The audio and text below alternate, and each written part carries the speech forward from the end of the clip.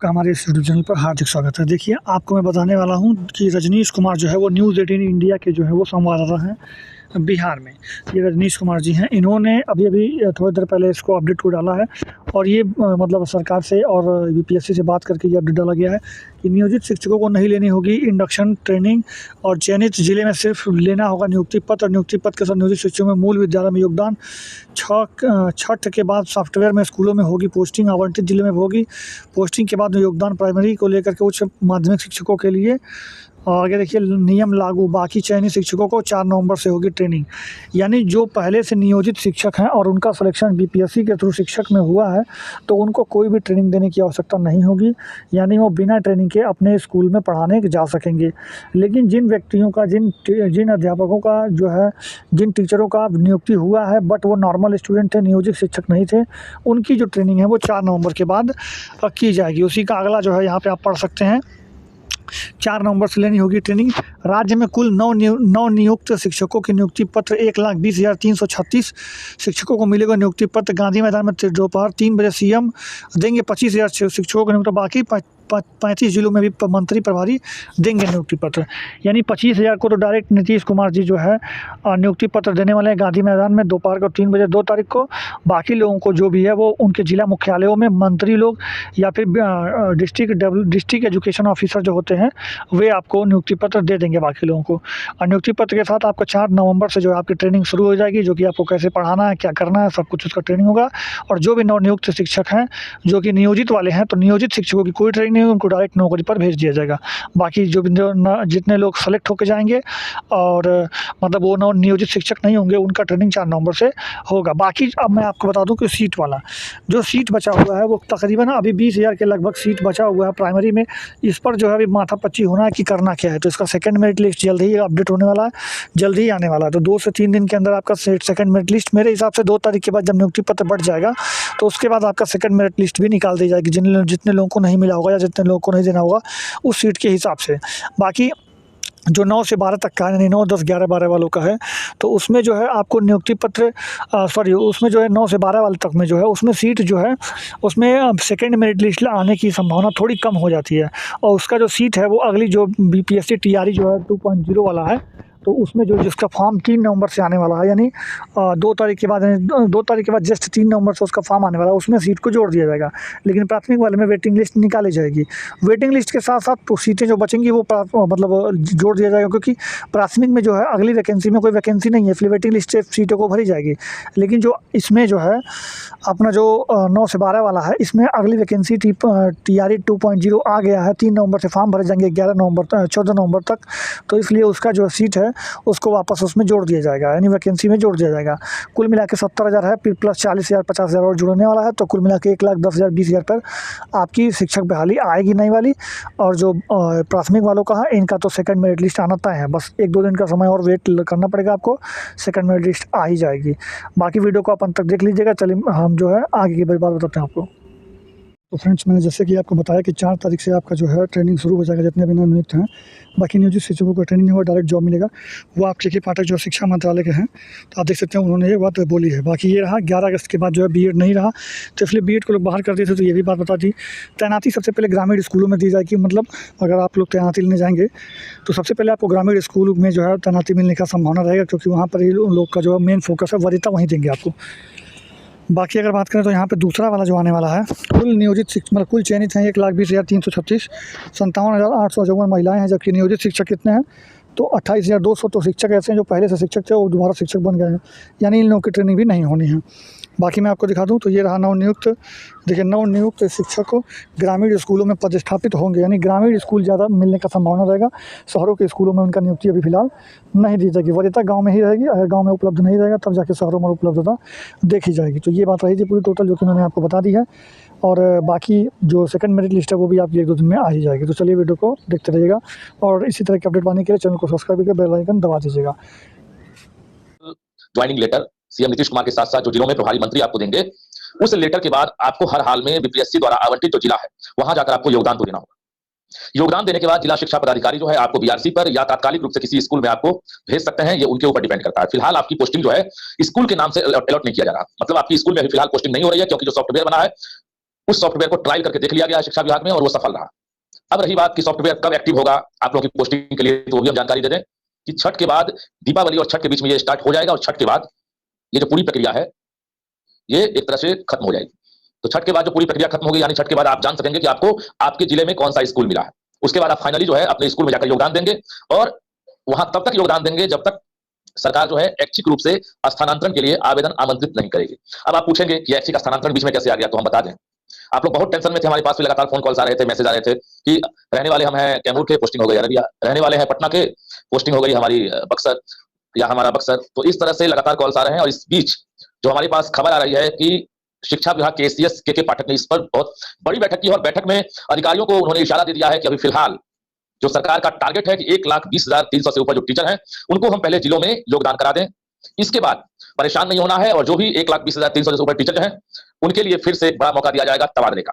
और तबादले को लेकर भी कहा गया है कि मैं 6 महीने में ही ये प्रक्रिया शुरू हो रही है। यानी अगर आप पोस्टिंग से डर रहे हैं कि बीपीएससी ने आपको मनचाहा पोस्टिंग नहीं किया, आपको फलाना जिला दे दिया जो आपके लिए ज्वाइन करना संभव नहीं है, तो हम बता दें कि 6 महीने बाद ही सरकार आमंत्रित करेगी आवेदन और उसके बाद उस आवेदन पर आपसे चॉइस पोस्टिंग मांगे जाएंगे और आप अपने होम डिस्ट्रिक्ट को दें या चॉइस जिला दें। लगभग ये संभावना बन गई है कि आप जहां चॉइस के लिए आप क्लिक करेंगे सरकार वहां पर रैंडमली जो है आपके जिले को आपके लिए आवंटित कर देगी। तो ये तैयारी है। हालांकि ये सरकार का भी कहना सही है, अभी तुरंत जो है प्रैक्टिकली रूप से जो रिक्तियों की जो गणना है अंतिम रूप से, अब एक सीट पर एक अभ्यर्थी, ये लगातार आप लोग भी डिमांड कर रहे हैं। सरकार की भी कोशिश है कि जो विज्ञापन का स्वरूप था उसमें मनाही नहीं थी कि आप अगर सीटेट हैं तो आप प्राइमरी के लिए अप्लाई करें, बीटेट हैं आप प्राइमरी के लिए अप्लाई करें, अगर आप एस्टेट हैं तो आप हाई स्कूल के लिए अप्लाई करें, या अगर आप सीटेट प्लस एस्टेट हैं तो आप कोई एक अप्लाई करें, ऐसा नहीं था। एस्टेट प्लस सीटेट है तो आप एक अप्लाई करें, ऐसा नहीं था।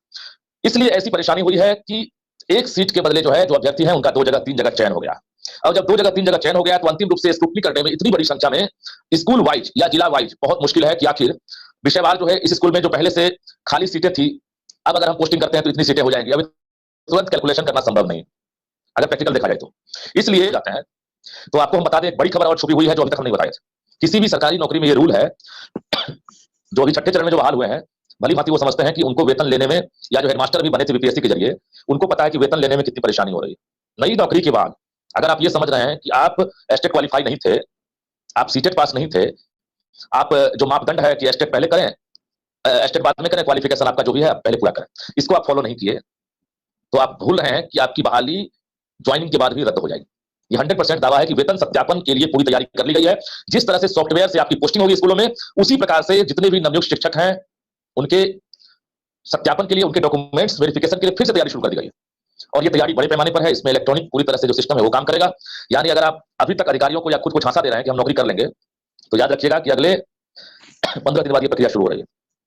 और जब तक ये एनओसी आपको नहीं मिल जाता है कि यू आर राइट और यू आर रॉन्ग, तब तक आपको वेतन नहीं मिलेगा और बीच में भी आपकी नौकरी जा सकती है। अगर ऐसी शिकायतें मिलती है तो आप बाहर हो जाएंगे।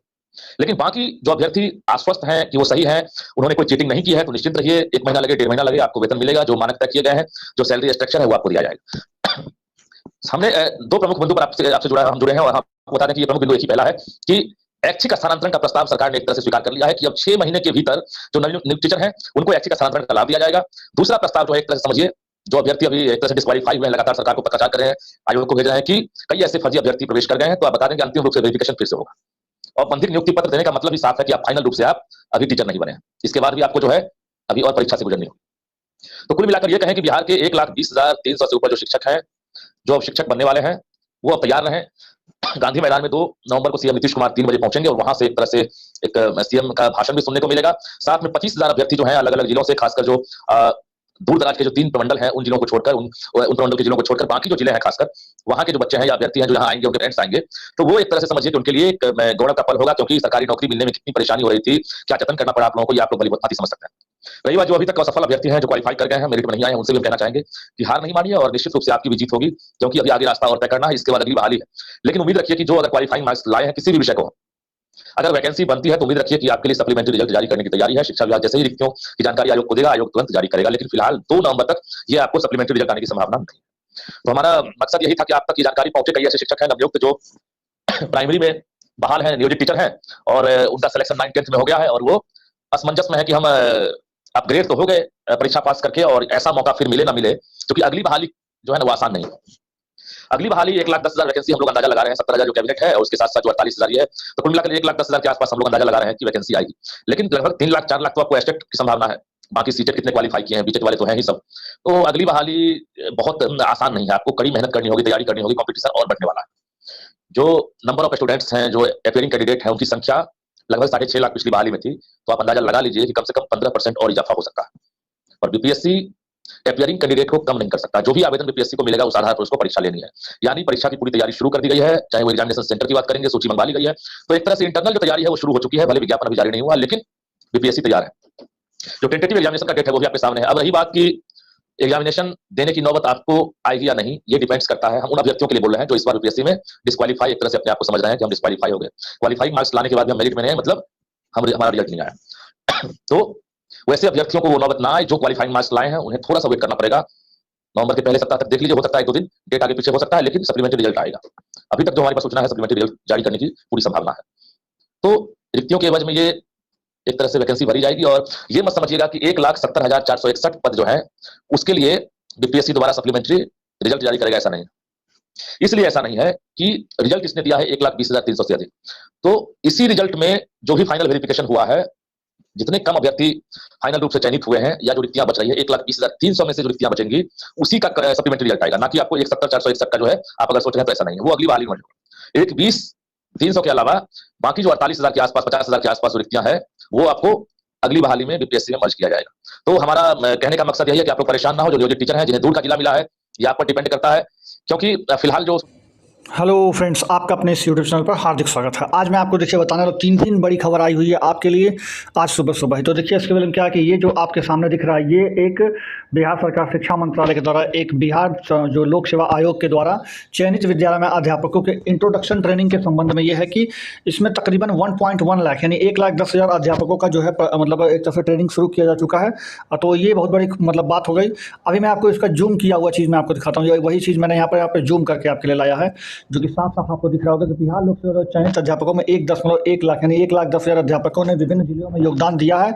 2 नवंबर 2023 को इसके औपबंधिक नियुक्ति पत्र देने के पश्चात उनकी इंट्रोडक्शन ट्रेनिंग यानी पूर्णतः आवासीय प्रारंभ हो जाएगी, यानी उसके बाद पूर्णतः ट्रेनिंग लेने लगेंगे। फिर आप देखिए इंट्रोडक्शन ट्रेनिंग जो है वो 4 नवंबर से शुरू होगी, जबकि 77 शैक्षणिक संस्थान यथा जैसे CRT, डायट, CTE और PTCE में प्रारंभ की जाएगी। अभी वर्तमान में लगभग 23,000 विद्यालय अध्यापकों को ओरिएंटेशन कोर्स की मतलब जो है किया जा रहा है। मतलब अभी तक जो है 23,000 विद्यालयों में विद्यालय अध्यापकों का यानी 23,000 अध्यापकों का जो है वो ओरिएंटेशन कराया जा रहा है। तो ओरिएंटेशन में भी लोग भाग ले रहे हैं और 1,10,000 तक लोग पहुंच गए हैं, जो कि अभी तक का सबसे बड़ा डाटा यही है कि 1,10,000 तक का वो लोग दे रही हैं। बाकी 50-60,000 सीटें अभी भी खाली हुई हैं। तो ये बात रही वहाँ पे।